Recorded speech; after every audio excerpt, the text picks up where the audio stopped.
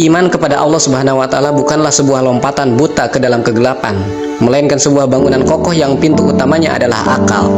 Akal sehat yang jernih akan membimbing manusia untuk mengenali adanya Sang Pencipta yang mengatur semesta yang teratur ini.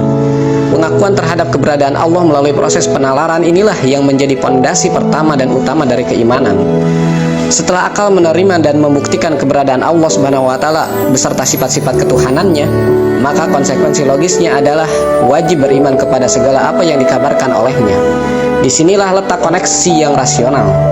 Jika sumber kabarnya adalah zat yang maha sempurna dan maha terpercaya, maka mustahil kabar darinya mengandung kesalahan atau kebohongan, terlepas dari apakah hal tersebut dapat dijangkau oleh akal manusia atau tidak.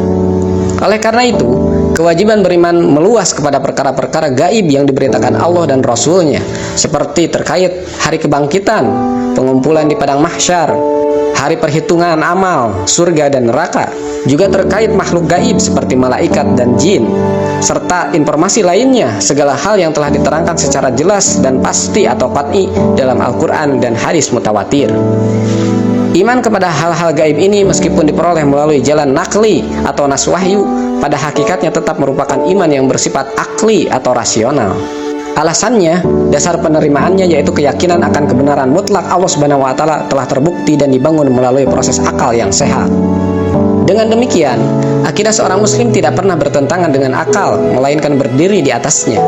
Berdasarkan prinsip ini, maka sumber akidah Islamiyah harus bersandar pada yang pertama bukti akal yang definitif, yang kedua sumber berita yang yakin dan qat'i, yaitu Al-Quran dan hadis mutawatir.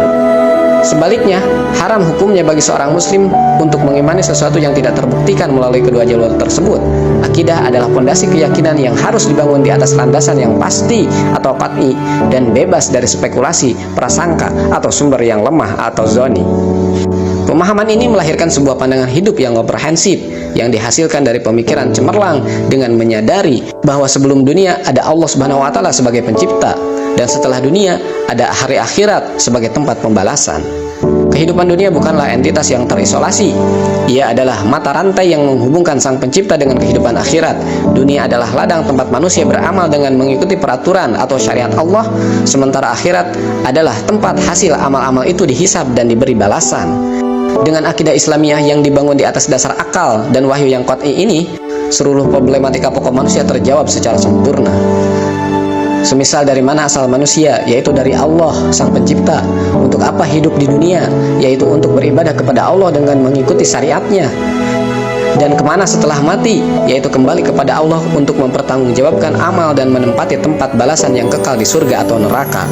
Pemahaman ini mengharuskan manusia untuk hidup secara sadar dan terikat dengan hubungan ini, berjalan di atas aturan Allah di dunia dengan keyakinan penuh bahwa setiap langkahnya akan dihisab di akhirat kelak.